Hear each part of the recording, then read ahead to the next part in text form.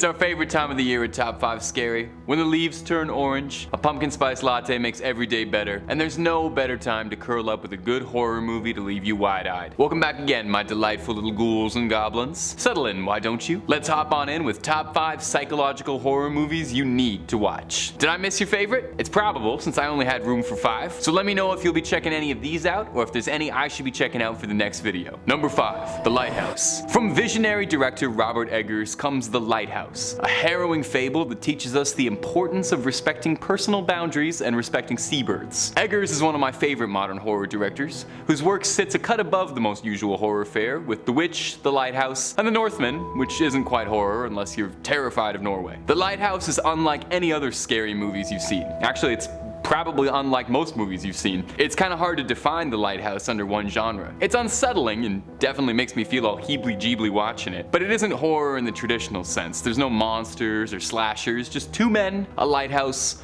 a whole lot of seagulls, and enough cabin fever-induced madness to shake a lobster at. A rookie lighthouse keeper, played by Robert Pattinson, is assigned to keep a lighthouse on a small isolated island off the coast of New England, under the supervision of the island's crusty old master, Willem Dafoe. Willem Dafoe and Robert Pattinson are some of the best working actors out there right now, and the two of these titans absolutely show up for this, carrying this two-headed character piece on their backs and speaking in some of the most hilariously memorable accents ever put to film.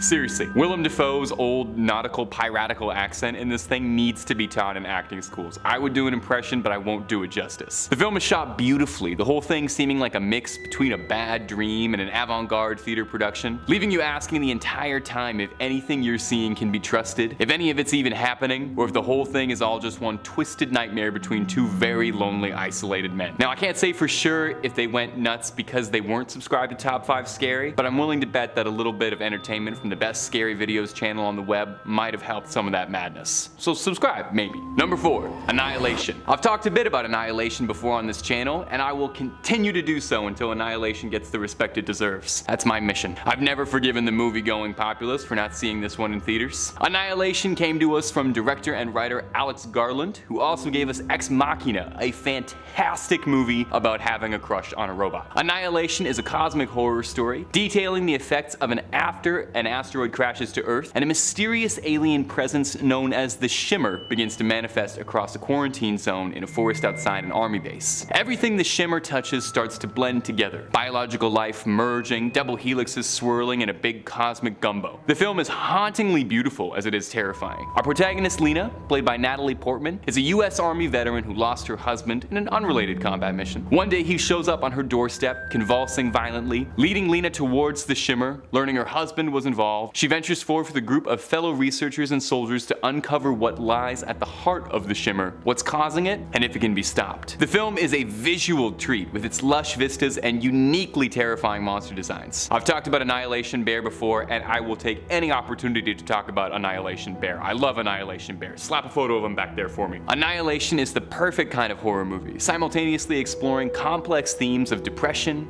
grief, humanity's inherent nature and propensity towards self-destructive behavior, but it also asks even bigger questions like, wouldn't it be really yucky if a bear had a human skull inside its head that screamed like a dying human while it was roaring? Get you a horror movie that can do both, okay? Number 3. Jacob's Ladder. While the first two entries on our list were pretty recent and well received, I want to throw it back a couple decades for our next entry and highlight a cult classic that could always use a little bit more love. Jacob's Ladder details the story of Jacob Singer, a Vietnam veteran who 4 years later, after returning home from the war, struggles to readjust to his normal life. Not helping matters much, no doubt, is the fact that Jacob keeps seeing horrifying monstrosities surrounding him every day. It seems as if since he's come home, nothing has ever been the same. The film shows us life through Jacob's tormented eyes. As he tries to navigate through healing and overcoming his personal demons, he is constantly haunted by real-life demons that seem to have a very vested interest in him. Matters only serve to get a lot more confusing when Jacob learns that other members of his platoon, back from his army days, have all been suffering similar things, reporting seeing the same monsters and being haunted. Desperate to find the truth, Jacob seeks out the cause of what's happening to him and his old friends, and ends up descending down a path of madness, learning things no man ever should. Worth noting is just how influential Jacob's Ladder is, serving as one of the direct inspirations for the legendary Silent Hill series of games, with Silent Hill 2 in particular taking major inspiration from the film's plotline, monsters, twists, right down to to the protagonists even wearing the exact same outfit as a little homage. Jacob's Ladder is a little older than some of the other entries on this list. It is absolutely worth a watch and still worth your time. A great performance out of Tim Robbins and one of the most wild twist ending horror movies ever had. A bunch have tried to copy this. I'm sure you've seen a million hack writers copy it, but no one did it as cool as when Jacob's Ladder did it, so there.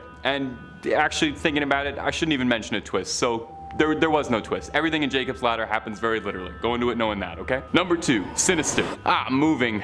It's always stressful, isn't it? It's a huge pain. Well, Sinister is a 2012 horror film about an everyday family moving houses and all the trials and tribulations that come with that, like having to update your postal code on your information, unpacking your stuff and figuring out where all your art books are gonna go, and finding out that you moved into a house where a series of grisly rituals happened, sacrificing the previous family who lived here, and it's all been filmed and kept in a box upstairs in the attic. You know, just regular stuff the kids go through all the time. A struggling true crime novelist is trying to chase his glory days and intentionally moves into a house he knows where ghastly deaths took place in order to get close to the story so he can better research it and write a bestseller. He discovers a box in the attic full of film of all of the crimes and becomes obsessed with uncovering and exposing what happened, mostly so he can make a quick buck and get himself back on top again and make the late night circuit. As his obsession grows, it starts to affect his family and children in concerning ways, as everyone in the family starts acting stranger, having visions, hallucinations, and psychotic episodes, leaving you wondering if there is something much, much deeper going on in this house beyond a floundering author chasing a bestseller. Now, if you haven't seen this one, it's definitely worth going into this one as blind as you possibly can, because the twists and turns totally make this one. I spent the entire runtime of this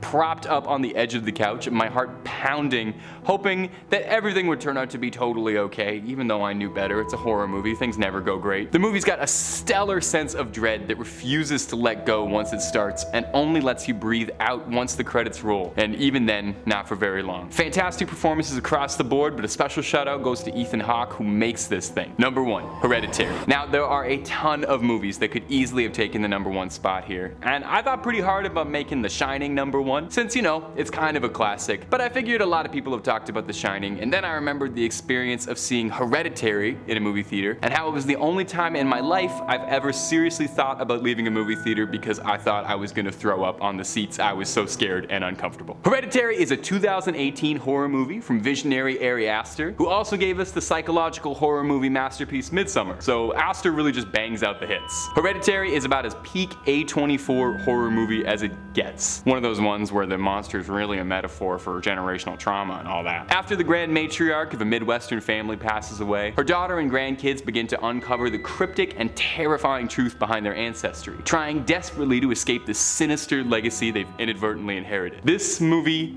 is terrifying in the worst of ways. It's not just jump scares or tons of blood. No.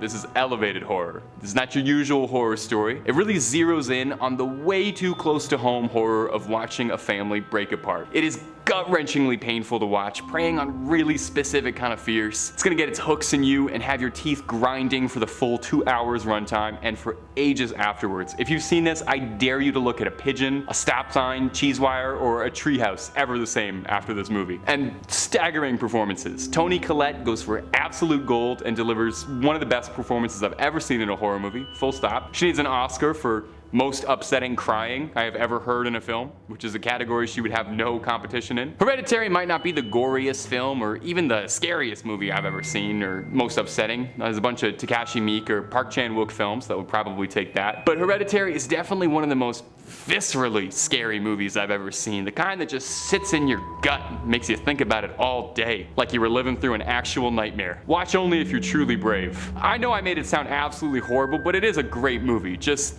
don't be surprised if you don't sleep that night. That's all from me, my ghouls and goblins. Let me know if you checked any of these out, and I'll see you next time.